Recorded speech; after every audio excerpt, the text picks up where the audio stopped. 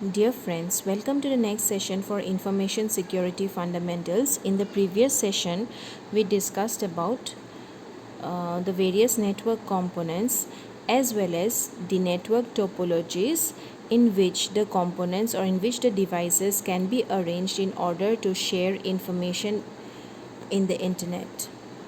So, in today's session, we will be looking after some of the networks which are already in place, and we will have a brief discussion regarding each of them. So, the different types of network can be classified into 11 different types based on the arrangements and the requirements of the devices and components within that network. So, the first one is the Personal Area Network or PAN. So, basically, it is the smallest and the most basic type of network. A PAN is made up of a wireless modem, a computer or two, phones, printers, tablets, etc., and revolves around a person in one building. These types of networks are typically found in small offices or residences and are managed by one person or organization from a single device. Now, let us consider that our phone is connected to our laptop and another phone is connected to our phone, and that phone which is connected to our phone is also connected to the printer. So under such a circumstance where there is minimum distance between the devices and it is located within the same area with uh, minimum distance between each of them, as well as not many devices are connected and it is managed by just a single person or an organization through a single device, then we call that as a personal area network or PAN. The next is the local area network or LAN. LANs are most frequently discussed networks and one of the most common and most original and the simplest types of networks. So LANs basically connect groups of computers and low voltage devices together across short distances within a building or between a group of 2 or 3 buildings in close proximity to each other to share information and resources. Enterprises typically manage and maintain LANs using routers. LANs can connect to wide area networks to rapidly transfer the data. So LAN is basically somewhat bigger than PAN. PAN basically stays within the same building. However, LAN is a PAN which can be located across two separate buildings, and however they also need to be closely located to each other, and in order to share information and resources, the LANs can be used in context to different types of groups of computers and low voltage device that needs to communicate with each other. So if we are talking about LAN, it can either be a wired or wireless medium through which the information exchange can take place. But we have to remember that local area network is basically a enlarged or a scaled up version of the personal area network. Moving ahead, wireless local area network, which is WLAN. As already discussed, LAN it can be both wired or wireless. Whenever a local area network or a LAN goes on a wireless mode or make use of wireless network technology such as Wi-Fi, it is known as the WLAN. So typically seen in the same types of application as LANs, this type of networks do not require that devices rely on physical cables to connect to the network. However, in a case of wired LAN, they need physical cables to connect to the network. The fourth important type of network is the campus area network or CAN. CANs are larger than LAN but smaller than metropolitan area network, which is MAN. This type of networks are typically seen in universities, large K-12 schools, districts, or small businesses. They can spread across several buildings that are fairly close to each other so that users can share the resources. While LANs depend upon close proximity of the buildings or the devices, campus area network basically is a larger version or a scaled up version of local area network where an entire campus can be connected in order to share information between the various devices in that campus. So basically this campus area network is seen in universities or districts, small schools and small businesses, and they can be across various buildings and can be fairly close to each other so that the users can share different information among them. The next is the metropolitan area network, and it is basically larger than the campus area network or the local area network, but they are smaller than WANs. WAN is basically the wide area network and incorporate elements from both types of networks, which can be a wired or wireless type of network.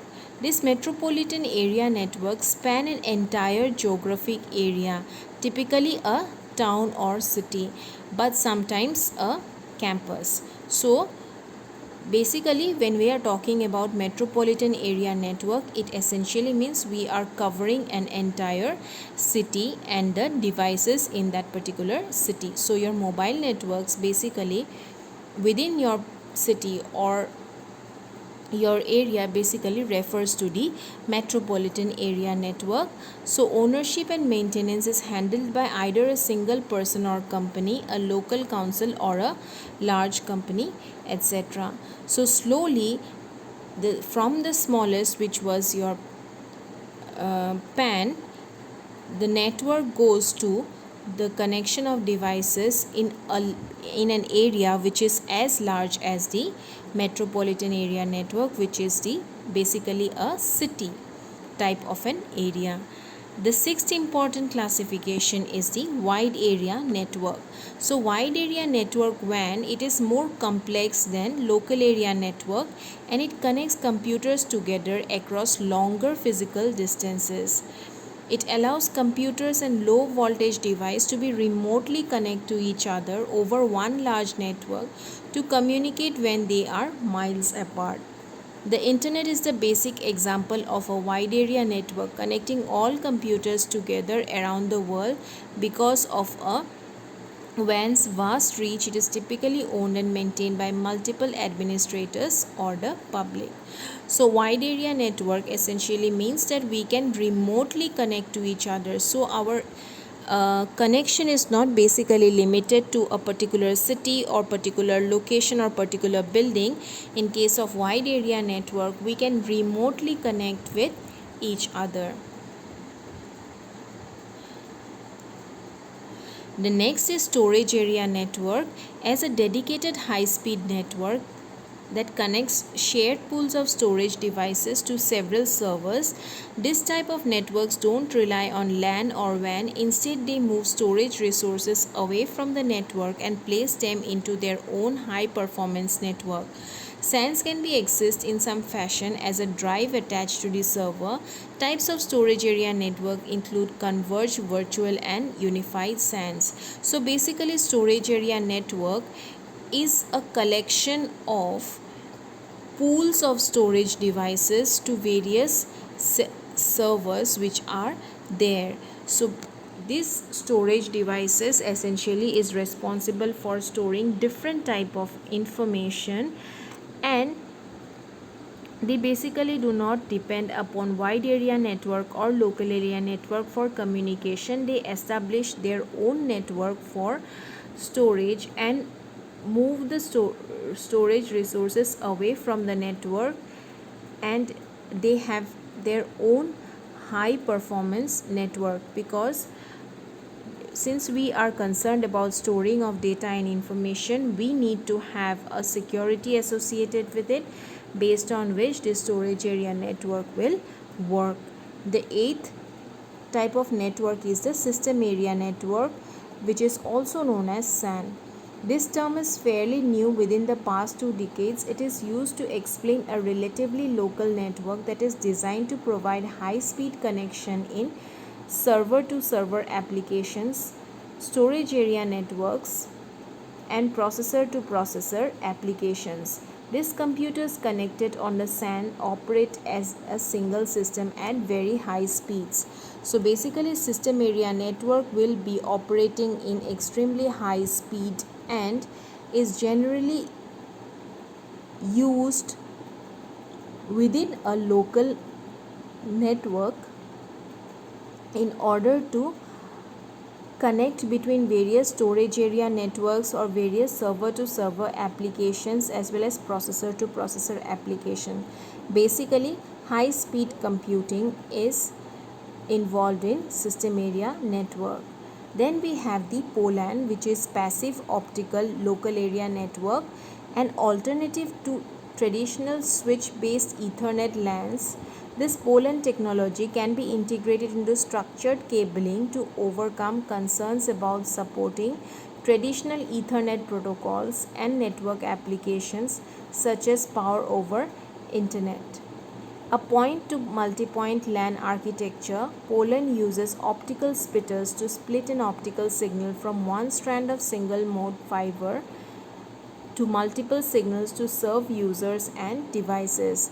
Now this POLAN basically plays a very pivotal role in order to overcome some of the traditional Ethernet protocols and network applications issues, which basically is seen in the modern day networking system. So if these traditional systems or traditional properties of the Ethernet protocols and network applications can be changed, then the connection becomes, or the information sharing becomes, a very easy process. So hence passive optical local area network is being developed so that it will be removing these concerns over traditional Ethernet, and basically they use optical splitters to split one optical signal from one strand of single mode optical fiber into multiple signals to serve different users and devices, so that there is no delay involved.